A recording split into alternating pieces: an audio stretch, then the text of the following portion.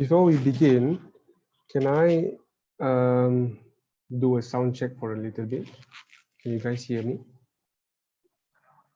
Yes, Loud and Marlene. all right, thank you so much.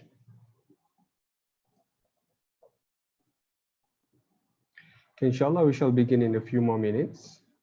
And when we begin, inshallah, hopefully everyone is going to get inside. Yeah.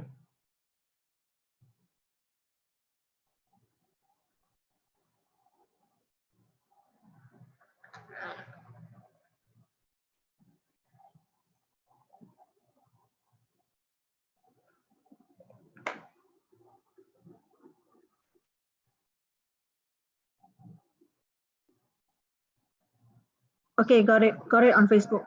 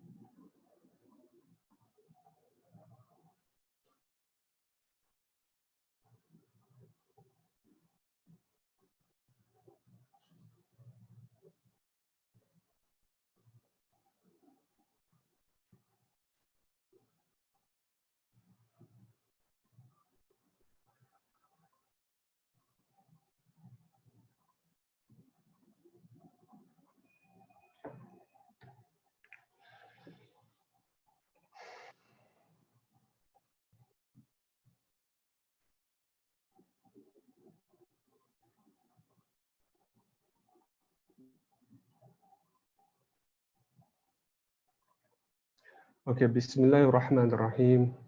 Alhamdulillahi Rabbil Alameen. Wassalatu wassalamu ala nabiyyil kareem Muhammadin wa ala alihi wa sahbihi ajma'in. Allahumma la sahla illa ma ja'altahu sahla. Wa in syi'ta tajalul huzna sahla. Allahumma faqihna fid din. وعلمنا التأويل واهدنا إلى سواء السبيل ربنا يسر ولا تعسر ربنا تمم بالخير ربنا اشرح لنا صدورنا ويسر لنا أمورنا واحلل عقدة من لساننا يفقه قولنا وصلى الله على نبينا محمد وعلى آله وصحبه وبارك وسلم والحمد لله رب العالمين. السلام عليكم ورحمة الله وبركاته وأهلا وسهلا ومرحبا بكم في لقاء جديدة أسبوع جديد حول نقاشنا في دروس السيرة لحبيبنا المصطفى صلى الله عليه وآله وسلم.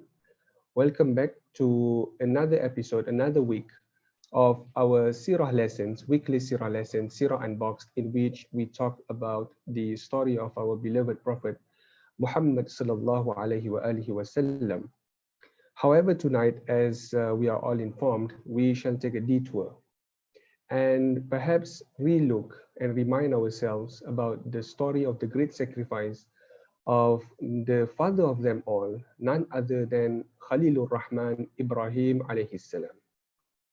Allah subhanahu wa ta'ala said in the Quran, A'udhu billahi minash shaitanir rajim, وَاتَّخَذَ اللَّهُ إِبْرَاهِيمَ خَلِيلًا, that Allah subhanahu wa ta'ala has made Ibrahim alayhi salam his Khalil. Now, to loosely translate what is the meaning of Khalil, you may translate it as the best friend of Allah subhanahu wa ta'ala. And so, if you are going to ask yourself, what makes Ibrahim alayhi salam a best friend, or categorically, what does a best friend mean? And you look at your own best friend and will see that this is the friend that you have been through thick and thin together, that you know you can trust him completely, that you know no matter what happens that he's got your back, and flip the coin, reverse the scenario, you will have his back too. Yeah. And so if you look at this, this is a very special relationship that Allah subhanahu wa ta'ala and Ibrahim alayhi salam shared. that Allah subhanahu wa ta'ala would declare him in the Quran itself that he is none other than the best friend of Allah subhanahu wa ta'ala. On that note, you might ask, so Nabi Sallallahu Alaihi Wasallam, or Muhammad Sallallahu Alaihi Wasallam, what was he to Allah? Oh, he is on a different level.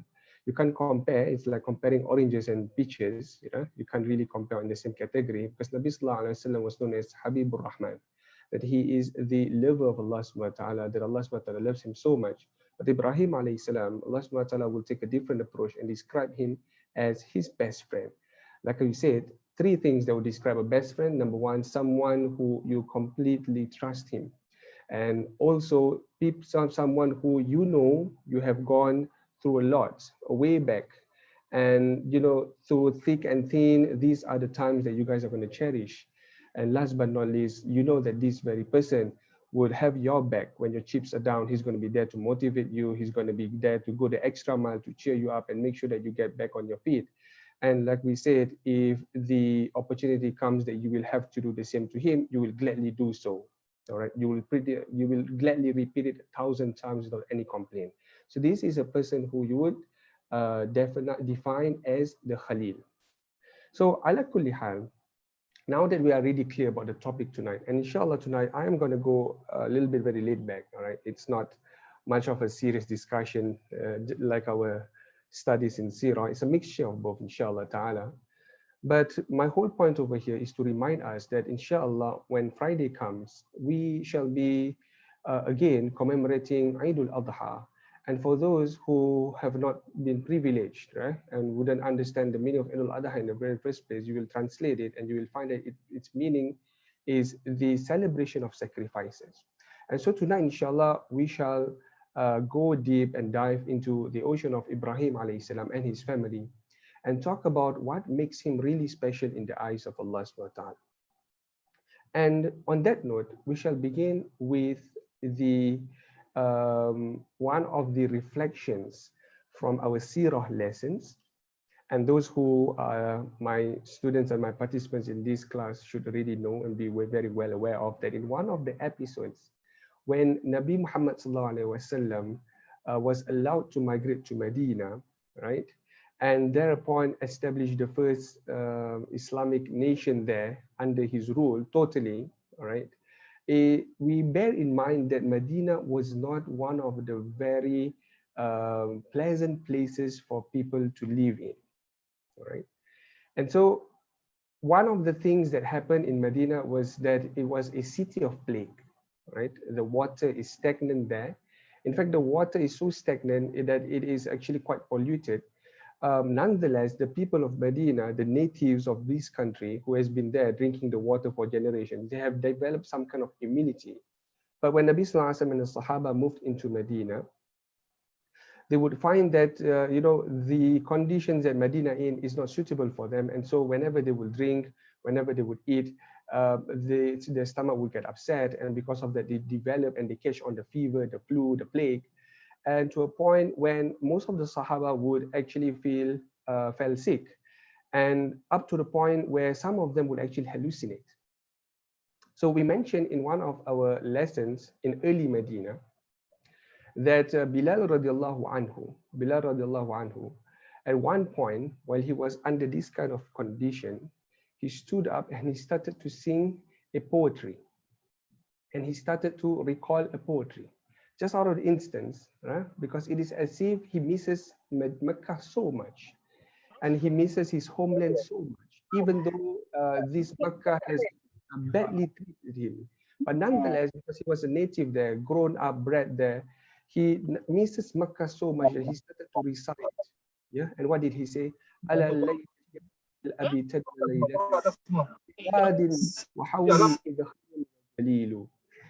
وهل أردا بيتا مياه مجنة وهل يبدون لي شامة وطفيل.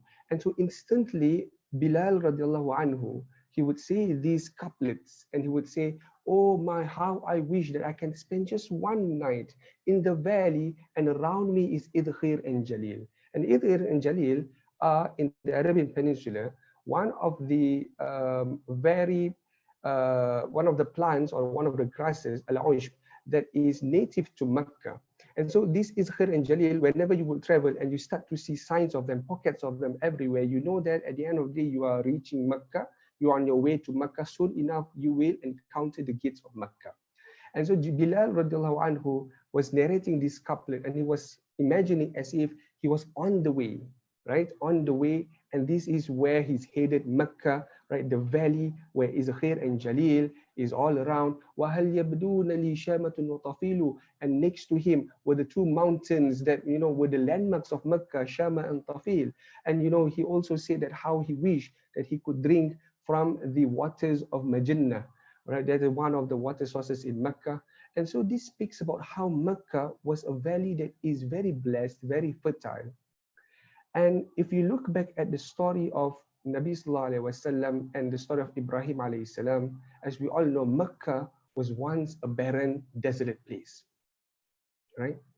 So anyways, before we go to the part where we're going to discuss how Mecca became the blessed Mecca valley that we see today, we shall discuss about how Medina was once also a very undesirable place to live in, especially for the Sahaba. And so Aisha radiallahu anha would go on and report this to Rasulullah sallallahu alaihi wasallam. Rasulullah sallallahu alaihi wasallam got so emotional that he started to make the dua. And through this dua, one of the duas of Nabi sallallahu alaihi wasallam, what did he say? Allahumma habbib ilayna al-Madina kahubbina Makkah wa ashadda hubba. Allahumma habbib ilayna al-Madinata kahubbina Makkah aw ashadda hubba. Oh Allah subhanahu wa ta'ala, make us love Medina as much as we love Mecca or even more. And then so on and so forth, the hadith and the dua went on. وَالْقُلْهَا بِالْجُحْفَةِ اللَّهُمَّ بَارِكَهَا فِي صَاعِهَا وَمُدِّهَا, and so on and so forth. But the whole point over here is Nabi Sallallahu Alaihi Wasallam made that dua out of, his remorse for what the Sahaba are going through. And so he asked Allah subhanahu wa ta'ala to make Medina the most beloved place as much as they would love Mecca, أو أشد حبا, or they would love Medina even more. And so Allah subhanahu wa ta'ala heard Nabi sallallahu alaihi wasallam's plea and granted his request. And thereupon, as history goes, you know how Nabi sallallahu alaihi wasallam, even after he went back to Mecca later on in the conquest of Mecca, right, beginning from the 7th year onwards, that he would choose to go back to Medina, and so did the Sahaba. And finally, as we all know, the resting place of our Prophet Muhammad sallallahu alaihi wasallam was none other than in Medina. And you thought that Medina holds a special position in our hearts and in Rasulullah's heart. But you should listen to how Mecca was also blessed by the dua of a Nabi. Just like how Medina was blessed with the dua of Muhammad sallallahu alaihi wasallam. And until today, we see the effects of it going on. And inshallah, until the end of Qiyamah. We know that, and we see how Mecca, of course, as well, was blessed by the dua of a Nabi himself. And this is none other than Ibrahim alayhi salam, right? And by the way, one of the specialties of Mecca, and yes, on that note, we are robbed of the opportunity. Now, I wouldn't say we are robbed. Allah subhanahu wa ta'ala knows best. But nonetheless, it's an opportunity that is lost, right? And alhamdulillah, those 10,000 of our brothers and sisters who were chosen, mashallah, they would definitely have a story to tell their grandkids, yeah, that we are the chosen ones. But nonetheless, coming back to our whole point, we talk about how Mecca, all right, was also the place where, since time immemorial, since the very beginning of creation, is the place where Allah subhanahu wa ta'ala would have placed the first mosque, the first house of worship. And how do we know this? We look into the Quran, and you will find that in Surah Al-Imran, Allah subhanahu wa ta'ala would say, إِنَّ أَوَّلَ بَيْتٍ وُضِعَ لِلنَّاسِ لَلَّذِي بِبَكَّةَ مُبَارَكًا وَهُدًى لِلْعَالَمِينَ. That Allah subhanahu wa ta'ala would say that the first house of worship that was put forth for mankind on this earth was the one in Bakkah. And look at this, we stop and we pause for a little bit, and we see how Allah subhanahu wa ta'ala is even referencing Mecca to its former name, Bakkah, because before Mecca was Mecca, and ever since the first house of worship was there, it was long forgotten, and people who traveled to that area used to just call it Bakkah because of its, desert that comes, and it just becomes one of the pit stops, one of the roads that travelers just used to cross. but nothing more than that. And so a few things that we learn over here in this ayah, that before Mecca was blessed by the dua of Ibrahim alayhi salam, that the first house of worship was placed in there. And when it was long forgotten and became just a passing route for traders and travelers, it was known as Bakka. All right. But nonetheless, it is a blessed place. It is a sacred place. وَهُدًى لِلْعَالَمِينَ. And it is a source of guidance. It is a place where people literally come for guidance. And Allah SWT would say lil alamin, which also suggests that at the end of the day, it is only not restricted to us humans, but also the unseen forces, the unseen creations that Allah SWT would have created. And whenever you hear the word Makkah, whenever you hear the word Bakka, you will also realize that the name Ibrahim alayhi salam is not far off. And so in the next ayat of this Al Imran 97th, you will see Allah SWT explaining further, and he would say, Fihi ayatun bayyinatun maqamu Ibrahim. That in this blessed place, where I've placed my first house of worship, were very significant ayat, significant signs maqamu Ibrahim, that talks about where Ibrahim alayhi salam stood his ground. All right, the stations of Ibrahim alayhi salam. And so tonight, inshallah, on that note, we shall go back into the story of how Mecca, from the barren, desolate valley that it was, and by the way, was known as Bakka before, turned into the most important landmark of the Muslim world, right? The center of the earth, the place where every year 2 million Muslims would converge for the purpose of Hajj and Umrah, because of the dua of Nabi Ibrahim alayhi salam. And by the end of it, hopefully we will be able to take some lessons and perhaps some pointers for us to help us continue and motivate us to be in the service of Allah Azza wa Jalla. So if you looked at it, our story began when Ibrahim alayhi salam left his city of Babylon. Now on that note, a quick recap of what we know of Ibrahim alayhi salam, that when he was born, and he was an intelligent man. Allah SWT talks about how Ibrahim alayhi salam would have debates with himself and would later on engage with debates with his own people with regards to the one true Almighty God. And so when eventually the whole story climaxed up to the point where he was thrown into the fire. And one of the du'as that we learned from Nabi Ibrahim alayhi salam was the dua, Hasbunallahu wa ni'mal wakeel. Jibril alayhi salam came quickly we're going to talk about this. Jibril alayhi salam came to Ibrahim alayhi salam when he was about to be thrown in the fire. And you would ask, why would they throw him into the fire? Why can't he just douse him in kerosene and that's about it? No, because they wanted to make an example of him. Fa'tu ala a'yunin nas, that they would say that, the people, when they caught Ibrahim alayhi salam, demolishing and destroying their gods, that they say that we should make an example of him. We shall make a fire that is so big that people can see from afar. And so they eventually made it, and the fire became so big that they themselves can't even get near it.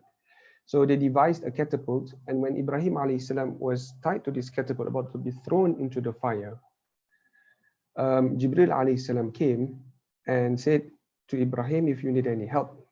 And Ibrahim alayhi salam, Hasbunallahu wa ni'mal wakeel. And that was the dua that he said, and the dua that was revived, of course, and was taught over again and again by our Prophet Muhammad sallallahu alaihi wasallam, and reinforced by Allah subhanahu wa ta'ala in the Quran. But nonetheless, one of the very significant people who would say this was none other than our father Ibrahim alayhi salam.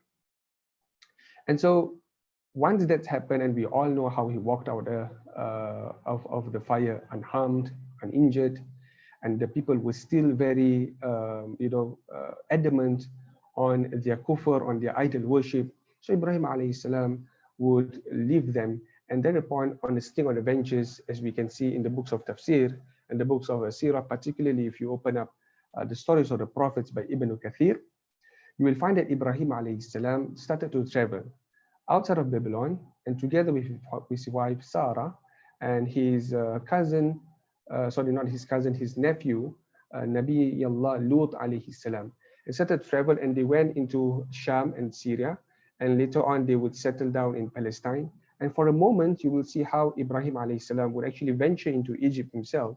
And thereupon, that is where he met Hajar alayhi salam. And later on, they would settle down in Palestine. And during this moment, Allah subhanahu wa ta'ala decided to bless them with a child that has been long awaited by Ibrahim alayhi salam and his whole family. And so you can imagine how Ibrahim, who has gone through so much, right? And finally, he has found his perfect family about to settle down in the sacred land of Baytul Maqdis in Palestine. And thereupon, he was just about to cherish the joy of fatherhood, right? And perhaps you can imagine how happy he was, how he was very anticipative of what's going to happen next. He's going to become a father, a great father, and this son is going to grow right in front of his eyes. And thereupon Allah subhanahu wa ta'ala would give him the instructions to leave his family in the valley that was known as Bakka. And at that point of time, Ibrahim alayhi salam wouldn't have known where that was, right? Except that perhaps he might have known that this was the first place where the house of worship was placed. But none other than that, Nabi Ibrahim alayhi salam would feel sad and upset, but nonetheless would submit to the will of Allah subhanahu wa ta'ala. And so he would pack his stuff and ration everything, all the supplies. And he would go on and bring Hajar and baby Ismail alayhi salam to this place. And so they traveled from Al-Ard al-Muqaddasa, Baytul Maqdis, and they traveled on. Give me a moment. And they traveled on. And all the while, Ibrahim alayhi salam wouldn't disclose the real intention of it. So Hajar alayhi salam, together with the baby, would have thought that this is just another journey that they are making. But once Ibrahim alayhi salam reached the area where Allah subhanahu wa ta'ala would ask him to leave the family, and he settled his family down and made camp for them, and then decided to, leave, that's where Hajar alayhi salam sensed something amiss and started to ask Ibrahim alayhi salam, "Where are you going, my husband? Are you leaving us?" Ibrahim alayhi salam would just stay silent and he wouldn't say anything. So Hajar alayhi salam posed the question again. "Oh, my husband, where are you going? Why are you leaving us? It seems that you are about to, leave us over here." And so questions after questions unanswered by Ibrahim alayhi salam. That is where Hajar, the wife of our father Ibrahim, started to realize that perhaps this must be one of the instructions of Allah Azza wa Jal. And so in a famous quote, she would say, "Allahu amaraka bihada ya Ibrahim." "Oh, my husband, Ibrahim, did Allah subhanahu wa ta'ala put you up to this? Did Allah subhanahu wa ta'ala ask you to do this? Did Allah subhanahu wa ta'ala ask you to leave us here, settle us down here, and leave us in the middle of nowhere?" And so Ibrahim alayhi salam would meekly nod and would meekly acknowledge. And Hajar alayhi salam, understanding that this was one of the instructions of Allah subhanahu wa ta'ala, she said with full confidence. And for the ladies out there who are listening to this, perhaps this is one of the things that you might want to drive your motivation from. Hajar alayhi salam, the backbone of Ibrahim alayhi salam. And what did she say? Despite the fact that Ibrahim alayhi salam was about to leave them, her and her baby, their baby, the son of Ibrahim alayhi salam, Ismail, was still suckling. And she said, "Idhan lan yudayyan Allah." If that is the case, oh my husband, lan yudayyan Allah, then Allah subhanahu wa ta'ala will surely never abandon us. Allah subhanahu wa ta'ala will surely never forsake us. And so Ibrahim alayhi salam felt like a weight, or at least half of the weight has been relieved of him. Now that he's got the full support of Hajar alayhi salam. And so Ibrahim started to leave. Nonetheless, as we all know, it is not easy for you to leave your family and your newborn son, who you have been anticipating for a very long time. So scholars say that Ibrahim alayhi salam at that point of time was already closing 70 or 90 years old when he got Ismail alayhi salam. So you can imagine how much he has been anticipating this. But nonetheless, it is the submission to the will of Allah subhanahu wa ta'ala that made him do it. And so he turned away and he walked until to a point where he is confident that they couldn't see him and he couldn't see them, that he turned around. He turned around and facing the valley of Bakka, that desolate, barren, uncultivated area, where he know that, this is the place where Allah subhanahu wa ta'ala would ask him to leave his family. And so he made that dua, the emotional dua, that was recorded and immortalized in Surah Ibrahim, ayat 37. And Ibrahim alayhi salam said, Rabbana inni askantu min dhurriyyati biwadin ghayri dhi dhar'ina 'inda baytika al-muharram. Rabbana liyuqimu as-salah faj'al af'idatan min an-nasi tahwi ilayhim warzuqhum min ath-thamarati la'allahum yashkurun. Allahu Akbar. Appreciate the Arabic language. What did Ibrahim alayhi salam ask for? Rabbana inni askantu min dhurriyyati. He first acknowledged the fact, Oh Allah subhanahu wa ta'ala, I have definitely settled down. I have certainly left my family here. Biwadin ghayri dhi dhar'in. In this valley, uncultivated, barren, desolate. There's nothing here. No growth whatsoever. Inda baytika al-muharram. Near the house of worship they have established first when time first started. Rabbana liyuqimu as-salah. Oh Allah subhanahu wa ta'ala, help them find peace through your salah. Help them establish the prayers so that they may become close to you. Help them connect to you through the prayers and the salah that they are going to do and perform. Faj'al af'idatan minan nas. And oh Allah subhanahu wa ta'ala, quickly, and the word fa over here means quickly, soon, oh Allah subhanahu wa ta'ala, ij'al af'idatan minan nasi tahwi ilayhim. Make the hearts of people incline towards them. Make people flock towards them. Make people come to them. وَرُزُقْهُمْ مِنَ الثَّمَرَاتِ. And oh Allah subhanahu wa ta'ala, bless them with all the fruits, with all the growth, with all the plantations that you may take out of this valley and make them grow. وَرُزُقْهُمْ مِنَ الثَّمَرَاتِ. And bless them with that. لَعَلَّهُمْ يَشْكُرُونَ. So that they may be grateful. And so Ibrahim alayhi salam, once he made this emotional dua, he would turn and he would return back to Palestine, where he would await the next set of orders from Allah subhanahu wa ta'ala to finally be reunited with his family. And so you looked at that, pause for a little bit, and appreciate this moment about how this is not a decision that is supported by only Ibrahim alayhi salam, but in fact his whole family. Hajar alayhi salam, understanding that this is the instruction of Allah subhanahu wa ta'ala, would obey and confidently say that Allah subhanahu wa ta'ala will never abandon them. And so when Ibrahim alayhi salam made that dua, the emotional dua, Allah subhanahu wa ta'ala quickly heard him and granted it. And you will see how in the absence of Ibrahim alayhi salam, right, Hajar would, started to live by whatever it is that she has until the supplies ran out.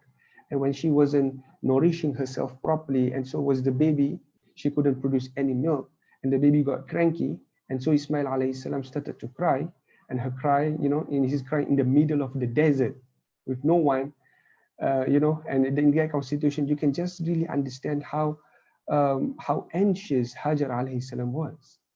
That we all know the whole story that we commemorate every single year. And we do every single time we touch the blessed valley of Mecca. In one of the rituals that we perform, the Sa'i, we are commemorating how Hajar alayhi salam ran from one hill to the other hill, from east to west, looking for a caravan that perhaps might lend them some kind of assistance. But alas, every time she went to that point, and she was looking over, no one could be seen. And so looking back, and she saw how Ismail alayhi salam's cries were getting even more louder and louder, and rang very loud. And so she started to run to the other hill. And even at the other hill, there were no caravans. And he completed this sequence 7 times. And by the 7th time, and she looked back, فَإِذَا بِهِ رَجُلٌ, that there she saw a man. And this man was standing next to Ismail alayhi salam. So her motherly instincts start to kick in. And so Hajar started to say, oh man, whatever it is that you're about to do, if you are here to do any good, you are supposed to do it now. Because my baby is about to die of hunger. My baby is about to die of thirst. And so, true enough, there was no ordinary man. There was none other than Jibril alayhi salam. And according to one narration, Jibril alayhi salam would strike the ground with his wings. And in another narration, he would strike the ground with his heels. But whatever it is, out came of it, gushed out of it, the spring of Zamzam. And so we all know that from this point on, Hajar alayhi salam came down quickly, running from the hill that she was on towards the direction of Ismail alayhi salam. So happy, so content, so grateful that finally the help of Allah subhanahu wa ta'ala has come. The support of Allah subhanahu wa ta'ala has come. And this is the gush, the spring that has always been underground underneath them, but they didn't know. But it has to happen what happened. And so this Zamzam was Nubi'at, was founded. And so Hajar alayhi salam would start to gather the water quickly. And when she saw that the water is flowing and continuing to flow, she would say Zamzam, Zamzam. And there you go, we had the name derived from the tongue of Hajar alayhi salam, which in her native language means stop.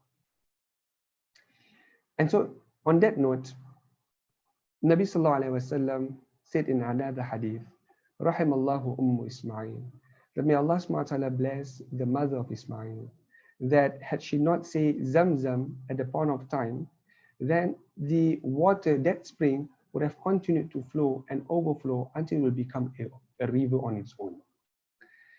And so Hajar alayhi salam, now that she has that source of water, Allah subhanahu wa ta'ala started to make the next chain of events continue and execute. And through the dua of Ibrahim alayhi salam, in which he requests, فَجْعَلْ أَفْئِدَةً مِّنَ النَّاسِ تَهْوِي إِلَيْهِمْ. O Allah subhanahu wa ta'ala, make the hearts of people inclined towards them, that they found the very reason for them to stay in that valley nearby where Hajar and Ismail were, because of the very water source that was present there. And so we all know of the story of how one of the Qabilas who were looking for a new place to call home, and they were scouting that area, and they chanced upon Hajar alayhi salam, and they asked for the permission of Hajar to barter trade, and this is perfectly normal. So Hajar alayhi salam would have her needs. So in order for them to survive and thrive, they would offer something that Hajar would need, and Hajar alayhi salam would in return give them the water that they need. And so before long, and Hajar finding that these were very good people, kind, sincere people, and look at how Allah subhanahu wa ta'ala, when He grants your dua, He will definitely make everything go to your advantage and bring the best of people towards you.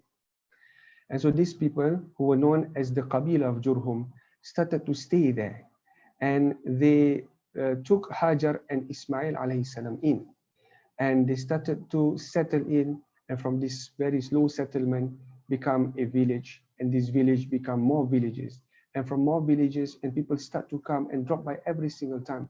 Finding that the place is fertile, they decided to call this place their home. And so from these villages, it became a small city, and this became a big city, and before long, it became almost a country with its own governance. And so meanwhile, Ibrahim alayhi salam in Palestine, not a day passed by that he asked himself, what was the fate of the wife and the son Ismail? He started to long for them, And so Allah subhanahu wa ta'ala, one day, after many years, decided to give the permission to Ibrahim alayhi salam to return to the very place where he has left them. And one of the things that struck me at this point of time was, if I am in the shoes of Ibrahim alayhi salam, what would I have done? And so we know how Ibrahim alayhi salam left that place, worried, and he left that place, even though we know that he put his trust fully in Allah subhanahu wa ta'ala. But nonetheless, as the prophets and all the messengers of Allah subhanahu wa ta'ala would have done, is يَأْخُذُونَ بِالْأَسْبَابِ, that nonetheless they will take initiative. So I would have pretty much imagined how Ibrahim alayhi salam would have remembered each and every part of the journey, in the hopes that one day, when the order was given for him to come back, that he would follow these exact moments, these exact landmarks, right? These exact milestones, and find his way back to his dear family. But Ibrahim alayhi salam, when he came back and he followed this track, he started to realize that a few years ago, when this road was empty, it was just him and his family, there were spots of people coming through and fro using this road. And as he moved closer, he found out that this road is almost like a highway where travelers alike, would go would converge on this road as if they are using this road popularly. And so Ibrahim alayhi salam, he started to wonder. And he got closer and he got closer and he got closer. He started to hear about how there is this city right in front of them, emerging, that is known as Mecca. So Ibrahim alayhi salam's heart lit up. And he started to realize that Allah subhanahu wa ta'ala indeed has heard and responded to his request. And so when he went into Mecca and he finally found that is where the sweet reunion between Ibrahim alayhi salam and his little family, Hajar and Ismail alayhi salam, became. And it occurred. And so Allah subhanahu wa ta'ala, in this case, would have reunited this family again. But not after giving them the blessings and rewarding them multifold and rewarding them so much that by the end of the day, they know that this is just all worthy. And look at that, because of the virtue of the dua of Nabi Ibrahim alayhi salam, that Allah subhanahu wa ta'ala bless the place and bless the people who came to it. And also bless the valley and make this place hustling and bustling with life. And so today, if you will look at Medina and you will compare it with Mecca, you will see the stark comparison of how Medina is a city of agriculture, but Mecca is more like of a metropolitan city, a city where everyone will converge on and everyone would find ease and peace in this place that they can call home. So now that Ibrahim alayhi salam has been united, right, through his submission to the will of Allah subhanahu wa ta'ala, trusting Allah subhanahu wa ta'ala's process, that leaving his family here would do good for him. And it rang true. But then Allah subhanahu wa ta'ala has prepared, right? And we're talking about the best friend of Allah subhanahu wa ta'ala, right? And so you thought that this is so much of a submission and a sacrifice, but no, Allah subhanahu wa ta'ala has prepared something even greater for Ibrahim alayhi salam in the times to come. And so soon, when Ibrahim alayhi salam was in Mecca at that point of time, and according to all the riwayah, when he was reunited, Ibrahim alayhi salam would actually alternate between Palestine and also Mecca because of his other commitments in Palestine as well. And so one time when he was in Mecca, Allah subhanahu wa ta'ala revealed a dream to him. And it was recorded and immortalized in the Quran. And Allah subhanahu wa ta'ala talks about this moment that happened when Ismail alayhi salam was already a young boy. فَلَمَّا بَلُغَ أَشُدَّهُ, as Allah subhanahu wa ta'ala started off. And when Ismail alayhi salam was already a young boy, a boy who can help with his father with the chores, who can help with father and assist the father in a lot of things that he might need assistance in. And so we know that Ismail alayhi salam at this point of time was quite a boy who's matured enough, perhaps even matured for his own age. And by the time, Allah subhanahu wa ta'ala would also say that Ismail alayhi salam was also a Nabi. And so what did Ibrahim alayhi salam see, or what happened to Ibrahim alayhi salam? That in one night while he was sleeping, Allah subhanahu wa ta'ala revealed a dream to him. And in this dream, he would see how he was actually slaughtering and sacrificing Ismail alayhi salam. He woke up with a jolt and he understood that this is another instruction from Allah subhanahu wa ta'ala. Why? Because as all the scholars would have said and agreed, that the dreams of the prophets are not just mere dreams, but rather wahyu, revelations, instructions from Allah subhanahu wa ta'ala that they have to execute. And so in this moment, and around him was the valley of Mecca that was already blessed. And people were going around and he saw how far he has come. And finally the calling came to him again. And this time around, he will have to part ways with his son again. But perhaps on a note that this is going to be permanent, because he is about to sacrifice and kill his very own beloved son. So on he went, and he met up with Ismail alayhi salam, and he asked for his opinion. And Allah subhanahu wa ta'ala recorded this conversation again. And he say, Ya bunay, oh my dear son, inni ara fil manami anni adbahuk, that I saw in my own dream that I am slaughtering you, that I was, killing you, that I was putting a knife and slitting your throat. So Ismail alayhi salam, who understood this really well, given that he is also a Nabi, and he said, Ya abati fa'al ma tu'mar, oh my dear beloved father, and I'm not exaggerating this. If you can understand the Arabic language, the word abati and bunay talks about how close the relationship is. It doesn't just translate to, oh my son, oh my father, it translates to, oh my dear beloved father, oh my dear beloved son. Otherwise you will say, Ya ibni, or Ya abi.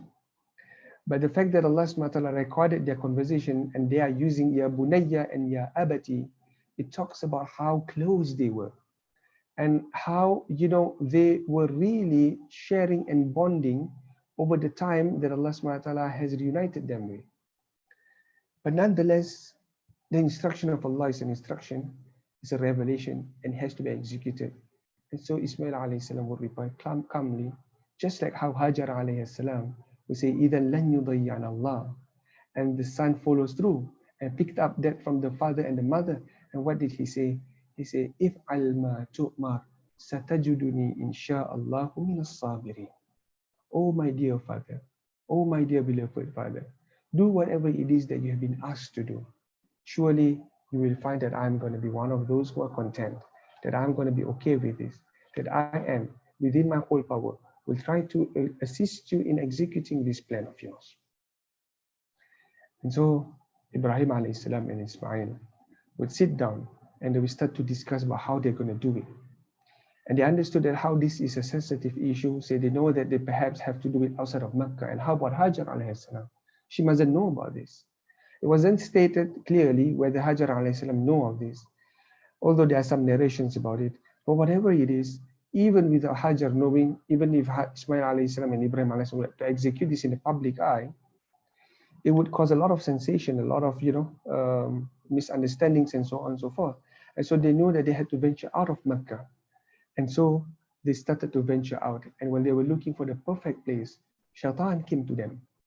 And Shaitan and Iblis came to him, to Ibrahim alayhi salam, to persuade him to drop the act, to drop the matter. I mean, come on, this is your own son that you're about to sacrifice. Are you crazy? This is your own lineage that you're about to give up, right? Surely there must be another way.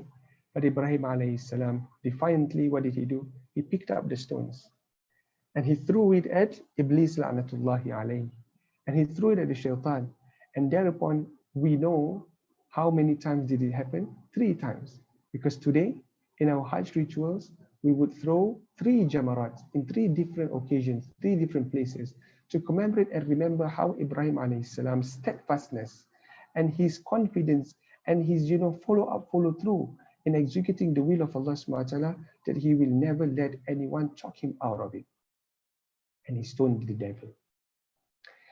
And so by the time when they reached the place and they had a conversation, and according to some of the narrations, we see how Ibrahim and Ismail alayhi salam actually planned out for this.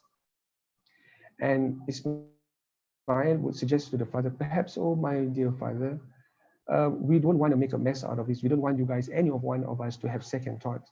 So perhaps to make it easier for both of us, you might want to bind my hands and my legs. And not only that, perhaps both of us should blindfold ourselves so that, at the very end of the day, this is going to go as much as smoothly as it can. And so they did exactly that. Ismail alayhi salam bound and blindfolded. Ibrahim alayhi salam blindfolded. And his hand, the sharpest knife that he has ever brought upon. And there, as he put his knife to the neck of Ismail alayhi salam, Allah subhanahu wa ta'ala recorded this, and Allah subhanahu wa ta'ala said, "Anna ya qad saddaqta ar-ru'ya," and a voice came from the heavens, and Allah subhanahu wa ta'ala said, "Qad saddaqta ar-ru'ya, O Ibrahim alayhi salam, you have truly executed whatever that you saw in your dream. You made it become a realization. You really followed up and followed through the instruction that Allah subhanahu wa ta'ala has given you. And so because of that, you have passed the test. And in replacement of Ismail alayhi salam, you may sacrifice this kibash. You may sacrifice this sheep instead. And so there again, stopping and pausing at this moment, we were reminded of how, again, one of the rituals of EIDUL Adha was the sacrificing of animals to commemorate the great sacrifice of Ismail alayhi salam. But if you looked at it, it is rather not the sacrifice of Ismail. It was the sacrifice of Ibrahim's attachment to this world. That at the end of the day, what he is trying to tell us and what Allah subhanahu wa ta'ala is trying to send us in his message through the sacrificing of the animals, inshallah, on this Friday, was the fact that we are able to part ways and make Allah subhanahu wa ta'ala our true priority, our true friend. And that is why Ibrahim alayhi salam deserved the title of the best friend of Allah subhanahu wa ta'ala, Khalilullah. And so, passing this test, and you see, just like how in the very first place, in the Awal Maqam, right, going through the story of Ibrahim alayhi salam's ark, that he has left his family, and look at how Allah subhanahu wa ta'ala blessed them, and not only blessed them, blessed the whole place and the whole people, and everyone benefited from it because of the submission of Ibrahim and his family. And you know, through that they discovered the Zamzam, right? And because of this Zamzam, pretty much Makkah became history. Now it's known as Makkah. There's a very steady water source. Everyone was there. And like we said, technically, if you are in the desert, the most important thing that you're going to look for is a water source. Where you find the water in the desert, you will find life there as well. And so Allah subhanahu wa ta'ala not just made life to be there, but He made sure that life is good there. And so later on, we see how they were united, but for a while. And when they followed through, Allah subhanahu wa ta'ala asked them to sacrifice. And thereupon, we wonder, what are the next blessings that Allah subhanahu wa ta'ala is going to bestow upon this family? And so soon enough, Makkah, which was by then a very popular destination, but it was missing one thing. It was missing the very landmark where Allah subhanahu wa ta'ala would have put His first mosque there. And so Allah subhanahu wa ta'ala, in order to revive this mosque, revive this sacred place, Allah subhanahu wa ta'ala wanted to choose a worthy candidate. And because Ibrahim alayhi salam had trusted in Allah subhanahu wa ta'ala's process all along with his family, Allah subhanahu wa ta'ala see that it deemed fit that his best friend got the honor of rebuilding this place, of establishing the structure that will be known as the Kaaba. And so Allah subhanahu wa ta'ala said to Ibrahim alayhi salam and Ismail alayhi salam, giving them the dimensions, giving them the instructions of how this Kaaba was about to be built. And it was an honor for Ibrahim and Ismail to be in the service of Allah subhanahu wa ta'ala. And they started to build the Kaaba. And they built the Kaaba and they built the Kaaba until at one point of time when they were about to fit in the final piece of the rock, and they couldn't find it. And so Ibrahim alayhi salam would ask Ismail to look for it. So Ismail alayhi salam would look around for a stone that is going to fit that place, but he couldn't find any. But when he came back, he saw that Ibrahim alayhi salam in his hands already that was a shiny, gleaming white stone. And so Ismail alayhi salam would ask Ibrahim, "Oh my father, where did you get this?" And so Ibrahim would tell him that Jibril alayhi salam himself came down and presented him with this stone, and this stone was from the heavens itself. And so if someone comes to you and asks you, "Is there a piece of heaven on earth?" You say yes, literally, quite literally. The Hajarul Aswad that was at the corner of the Kaaba that we start our tawaf from, that was actually a piece of stone that was sent down from the heavens itself. Now, why is it black? Yes, I know. I can kind of see why the question coming. I mentioned that when Jibril alayhi salam came, that it was white. And so we refer to the hadith of Rasulullah sallallahu alaihi wasallam in which he said that the white it's used to be al-hajar al-abyad, but the sins of mankind turn it black, and so until today it is known as al-hajar al-aswad. Will it turn back white? Will we ever stop sinning? There you go. There's the answer to that. So anyways, Ibrahim alayhi salam would have completed the building of the Kaaba, and around it were the landmarks that we all know today, in which every time we visit, we'll be reminded of how Ibrahim alayhi salam. It is like taking us back into time to see how next to the Kaaba we see the well of Zamzam, and then nearby it, what do we see? We see something that is known as Maqamu Ibrahim. And Allah SWT said this, do you remember? Allah SWT said at the very beginning of the class, what did I say in Surah Al-Imran? Or rather, what did Allah SWT say in Surah Al-Imran? We look back, فِيهِ آيَاتٌ بَيِّنَاتٌ مَقَامَ إِبْرَاهِيم. That there were signs, there were proof of the stations of Ibrahim alayhi salam. And literally, quite literally, as we all know, nearby the Kaaba, there was the station of Ibrahim, Maqamu Ibrahim. And so we ask ourselves, what is this actually? And if you looked at it, allegedly there is a footprint of Ibrahim alayhi salam himself.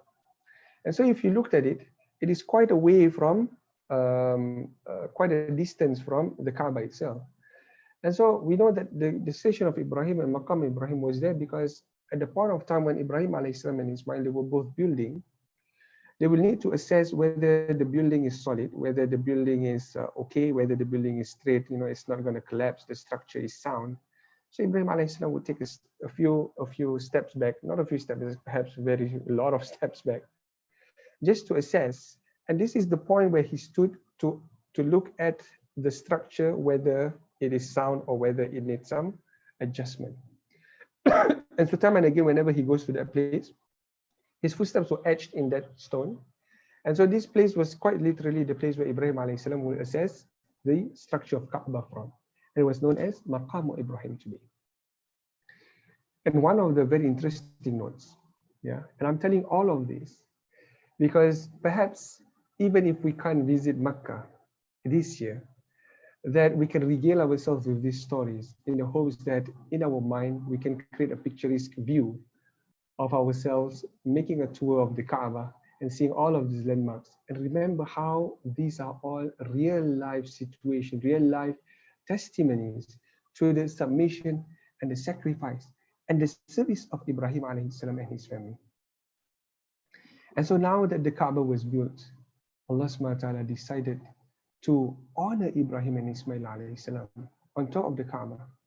And he said in Surah Al-Hajj, وَأَذِّن فِي النَّاسِ بِالْحَجِّ يَأْتُوكَ رِجَالًا وَعَلَى كُلِّ ضَامِرٍ يَأْتُوكَ مِنْ كُلِّ فَجٍّ عَمِيقٍ. Allah subhanahu wa ta'ala said this in Surah Al-Hajj and giving instructions, the next instructions to Ibrahim alayhi salam. O Ibrahim, أَذِّن فِي النَّاسِ بِالْحَجِّ. Call the people to Hajj. Call the people to Hajj. Make that call for people to come over and observe the Hajj and perform the Hajj. And you will surely find, يَأْتُوكَ رِجَالًا, that they are going to come to you on foot. وَعَلَى كُلِّ ضَامِرٍ, and also on their mounts, on their transportations, on the animals. يَأْتُوكَ مِنْ كُلِّ فَجٍّ عَمِيقٍ, and they're going to come from even the most remote places of the whole world. So Ibrahim alayhi salam would ask Allah subhanahu wa ta'ala out of curiosity, not out of defiance, out of curiosity. And he would ask, oh Allah, but how is my voice going to be heard? I mean, if I'm going to make that call, my voice is going to reach a certain destination, a certain length, and that's about it. So Allah subhanahu wa ta'ala will reply, O Ibrahim alayhi salam, perhaps also paraphrasing and saying that, O Ibrahim alayhi salam, have you not learned, perhaps, O my best friend, that your life story, your story arc, all this while, leaving your family to the part where Allah subhanahu wa ta'ala will honor you with all of these things, the Zamzam, the Sa'i, the Jamarat, the building of the Kaaba itself, the sacrifices of the animals, all in your name. This is going to be the biggest tribute I'm going to give it to you. Have you not ever learned that, at the end of the day, all you have to do, right, at every point of this station, all you did was you just trusted Allah subhanahu wa ta'ala in the process.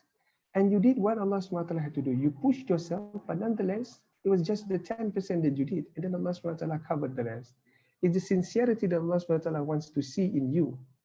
That if you pass that, if He sees that, then He is definitely gonna reward you and bless you and honor you with the things unimaginable. And so all you have to do, oh Ibrahim alayhi salam, in this case, was again to just make the call. إِنَّمَا عَلَيْكَ الْآذَانِ وَعَلَيْنَا الْبَلَاغُ, as Allah subhanahu wa ta'ala would say. And we say, oh Ibrahim, all you have to do is to make that call to Hajj, and we are going to deliver the message for you. And so, until today, because of that ayah, because of the call that Ibrahim alayhi salam made, and we see people coming every single year, Hajj season, they come to Mecca with the whole purpose of يطوفون حول بيت الله الحرام ويلبون التلبية, and they would say لبيك اللهم لبيك لبيك لا شريك لك لبيك إن الحمد والنعمة لك والملك لا شريك لك. And we see how these people would chant the call of Ibrahim alayhi salam.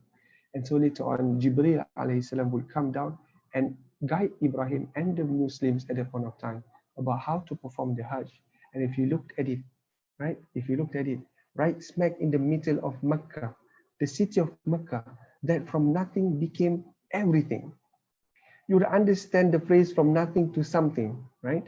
But Mecca in this case was a superlative, was hyperbole. It became from nothing to everything.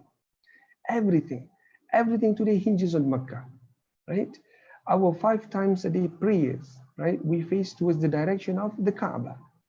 Whenever we wanna do something, wanna do something, we wanna face towards the Qibla, towards the Kaaba itself. And Mecca become everything. And so you see when Jibril alayhi salam came down and taught Ibrahim alayhi salam the processions of Hajj, the ritual, that we see that this is more than just a process. That is in fact the biggest tribute that Allah subhanahu wa ta'ala would ever honor Ibrahim alayhi salam and his family with.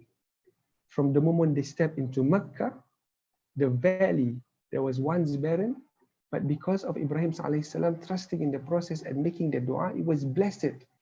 The request of Ibrahim was granted, and people started to converge into it, to the part where we did our sa'i, to remember how Hajar alayhi salam, right? After saying the words that she said, إِذَنْ لَنْ يُضَيِّعَنَ اللَّهُ, understanding that the support of Allah is near, but she has to prove to herself a little bit more. So she went on from one hill to the other, until Allah subhanahu wa ta'ala would send on Jibreel and honor her with what? The spring of Zamzam.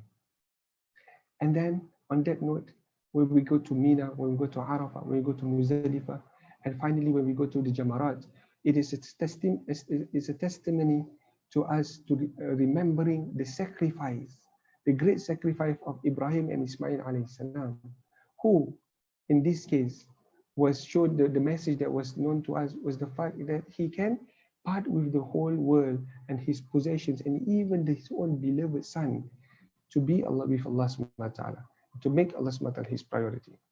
And at that note, he wouldn't stop at anything. And there you go in the Jamarat. It is a commemoration of Ibrahim alayhi salam stoning the devil who wanted him to stop the whole matter. Last but not least, when we sacrifice the animals, it is also a, without furthermore explanation, the greatest sacrifice in the commemoration of Ibrahim alayhi salam and Ismail alayhi salam, who once upon a time followed up with Allah subhanahu wa ta'ala's instructions. And so nonetheless, at the end of the day, we look at it and we look back and we ask ourselves, what are the lessons here? What are we to learn from the story of Ibrahim alayhi salam? Well, there are so many lessons to begin with. But at the end of the day, it all speaks about the 3 big S, right? That we are gonna, the capital S that we're gonna talk about today. Number 1 is the submission. Number 2 is the sacrifice. And number 3, and last but not least, is service.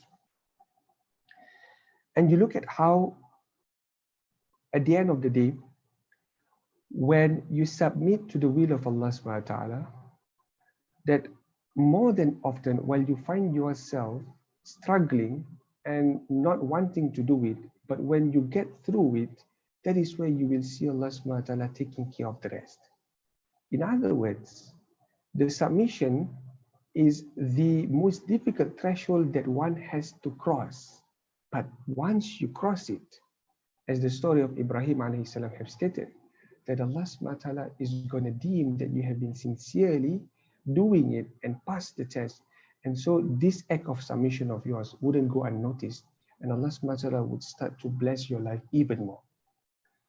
As a matter of fact, our life is all about submission. The religion that we practice every day is all about submission. The name of the religion itself, Islam, comes from three main words. And if you can appreciate the Arabic language over here, and I'm going to draw the word. The word Islam comes from the word Salima. And so what does Salima means? If you conjugate the whole meaning of it, again, like I said, the Arabic language is a very majestic language. And I pray and I hope that you'll be given the opportunity. If you're not already studying Arabic, keep on keeping on. Because at the end of the day, understanding the Arabic language can really supercharge your practice of Islam and your faith. And so the word Islam, if you conjugate it, it can mean surrender, as in the word istaslama, and also it can mean submit, right? As in the word aslama. And last but not least, as we all know, what is Islam is? Islam is a religion of peace, as they say. And yes, you will find that there are roots of it. The word salam means peace. Now, I know that you might look at this. These are the various meanings of the word salima, yeah, to surrender, to submit. And then last but not least, peace. But then at the end of the day, you find yourself, what is the connection? And yes, more than often, you will see that while a word in the Arabic language possesses multiple meanings, they actually somehow come connected together and share a common ground. And so, subhanAllah, if you look at the word Islam, the religion that we believe in, the religion that we practice, the religion that we seek to understand on a daily basis, that at the end of the day, the message is very easy, that the word Islam, the fact that you're a Muslim, means that you have to surrender to the will of Allah subhanahu wa ta'ala and submit to the decisions of Allah subhanahu wa ta'ala and His decrees. And in your surrender and in your submission, you shall attain the peace on this earth and the peace in the hereafter. Shall I repeat that again? And remember this, and I hope that you shall tell this and share the barakah and share the khair. That the word Islam has three different meanings on the very least. It means surrender, it means to submit, but it can also mean peace. And so you ask yourself, where do these three words connect? And there you go. As Muslims, we are supposed to surrender to the will of Allah Azza wa Jal. And as a Muslim, you are supposed to also submit to the decrees of Allah subhanahu wa ta'ala, His decisions and His instructions. And in our surrender and our submission, we shall find the peace and attain this peace that we look for in this life and the life after. And so that was our story about submission, something that we can learn dearly from our Prophet Ibrahim alayhi salam. The second S is for sacrifice. And look, Allah subhanahu wa ta'ala said, and Nabi sallallahu alayhi wa sallam said in the hadith, right? وَمَنْ تَرَكَ شَيْئًا لِلَّهِ عَوَّدَهُ اللَّهُ خَيْرًا مِنْهُ. That the sacrifice that we do in the name of Allah subhanahu wa ta'ala or in Islam is different than the sacrifices that we do in other aspects of our life. Because one thing for sure, our sacrifices in the path of Allah subhanahu wa ta'ala would be for sure a guaranteed investment that is going to have a very high ROI, if you may. Right? And so we see none other than the story of Ibrahim alayhi salam and Ismail, that when Allah subhanahu wa ta'ala had asked Ibrahim to sacrifice Ismail, and when he did exactly that, it actually pushed Ibrahim alayhi salam's status further up and proved that he is one of a kind, A person who would choose Allah subhanahu wa ta'ala over and over again, even over his most beloved son that he loved so much. And what did Allah subhanahu wa ta'ala in response and in return reward him with? The biggest tribute ever. That at the end of the day, Allah subhanahu wa ta'ala would make us remember every single year in commemorating EIDUL Adha, all the good things that he has done. And so one of the very simple things that can happen to you when you sacrifice in the path of Allah subhanahu wa ta'ala is that not only he is gonna make sacrifice be rewarded, but he will also make your sacrifice go unnoticed. And how do we know this? We see at the Ibrahim alayhi salam, and it tells us everything. And we heard of stories about how people sacrifice things in the name of Allah subhanahu wa ta'ala. Allah subhanahu wa ta'ala give him something better than that. They attain the peace that they sought through the submission and the sacrifice and the surrender that they did in the path of Allah subhanahu wa ta'ala. And there you go. Sacrifice is a very big part of our daily life, especially when we sacrifice things in the path and in the name of Allah Azza wa Jal. Finally, the last S stands for service. I would like to conclude on this note that remember, one of the most important lessons that we can take from the story of Ibrahim alayhi salam and his family in the Valley of the Blessings, that the best honor that Allah subhanahu wa ta'ala can reward someone with is the honor of being in service of his religion. Is the honor of what? Of being in service of his religion. And you look at Ibrahim alayhi salam, who had passed the test and took the title of Khalilur Rahman. And one of the things that Allah subhanahu wa ta'ala asked him to do right after that is to build the Kaaba, to be in the service of Allah. And once that Kaaba was built, was to what? Was to call people to Hajj and serve them and teach them and guide them. And thereupon you see how important this Hajj ritual is, that we are reminded that the best honor that Allah subhanahu wa ta'ala can provide with is to put you in the service, in his service. And today, talking about being in the service of Allah Azza wa Jal, it can mean a lot. It doesn't really mean that you have to be a scholar. It doesn't really mean that you have to be very knowledgeable, be someone who reads a lot and shares a lot and so on and so forth. But rather, you can be in the service of Allah subhanahu wa ta'ala in countless ways. And one of the easiest ways is for us to remember the hadith of Nabi sallallahu alaihi wasallam, in which he talks about the things that are gonna go and continue even beyond our life. And Nabi sallallahu alaihi wasallam said, إِذَا مَاتَ إِبْنَ آدَمَ انقطع عمله إلا من ثلاث. That when the son of Adam dies, when he expires and he returns to Allah subhanahu wa ta'ala, everything that he is attached with or attached to on this earth is going to be severed and is going to be disconnected, save three. Save three things. What are they? Sadaqatun jariyah, the sadaqah jariyah, the sadaqah that you have put forth in the name of Allah Azza wa Jal. وَعِلْمٌ يُنْتَفَعُ بِهِ, and the knowledge that you have shared around, and this knowledge was being benefited by people around you. وَالْوَلَدٌ صَالِحٌ يَدْعُو لَهُ, and last but not least, a son or a daughter who prays for you, a pious son or pious daughter who prays for you, even if you are already in the afterlife.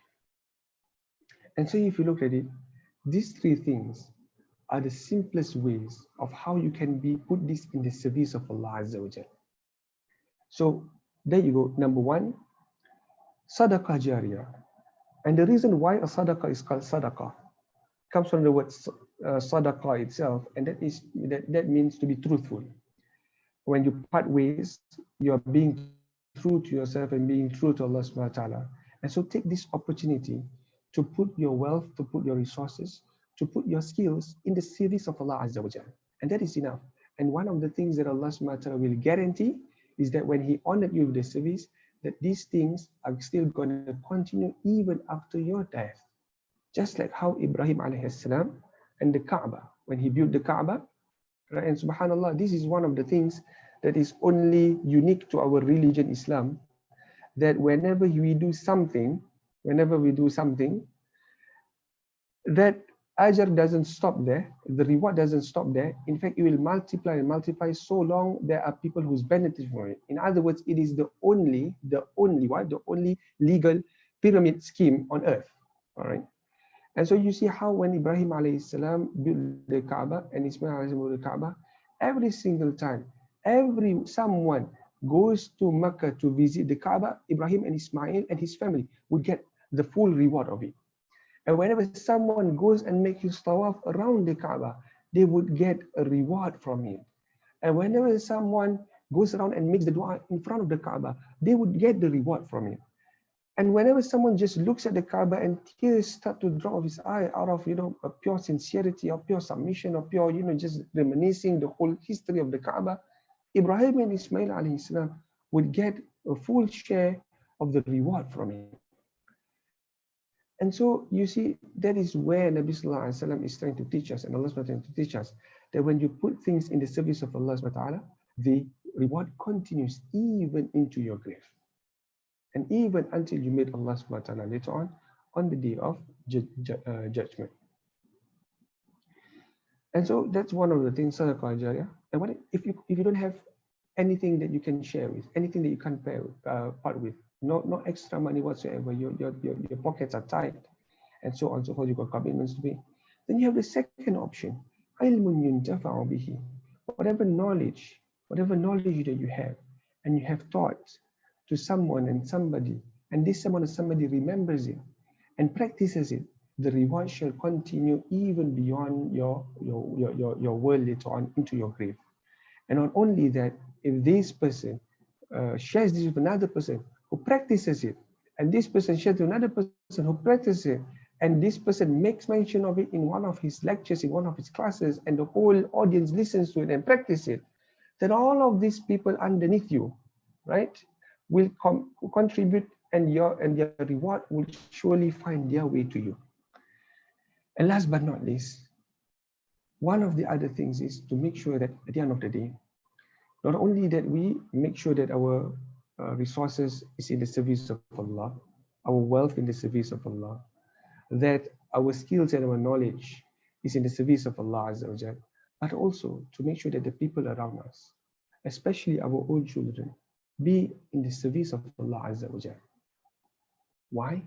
Because this can be one of the things that will help you in the grave later on.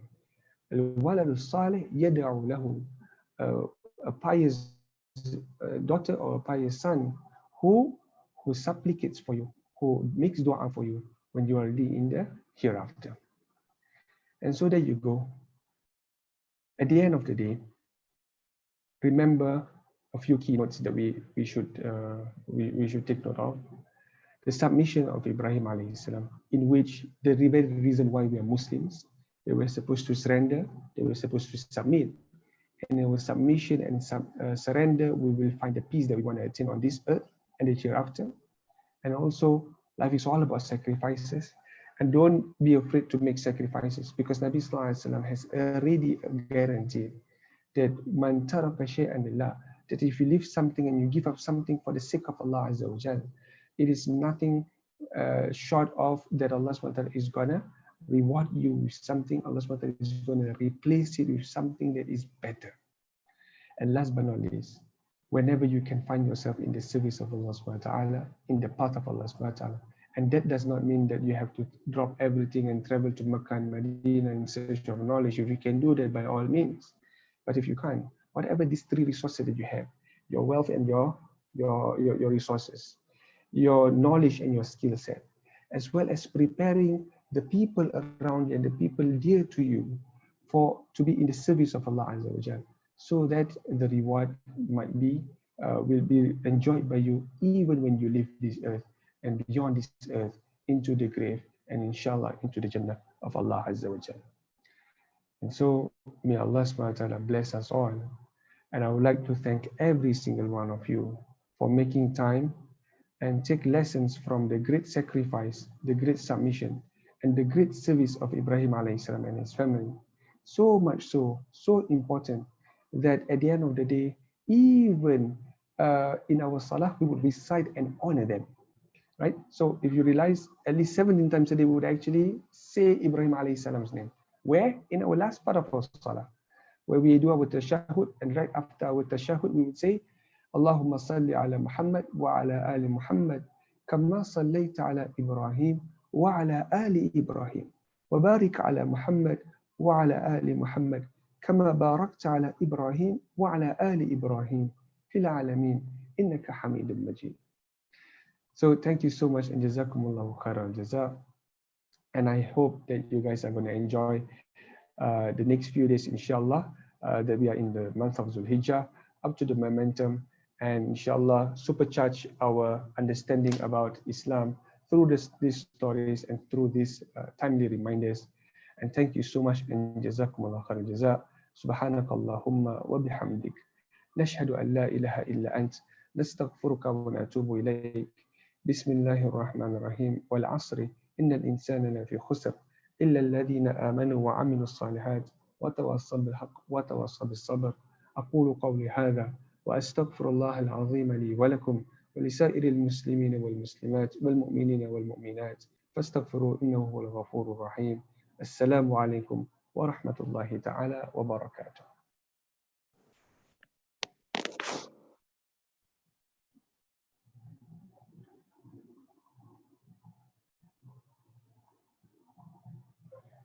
Oh, yeah.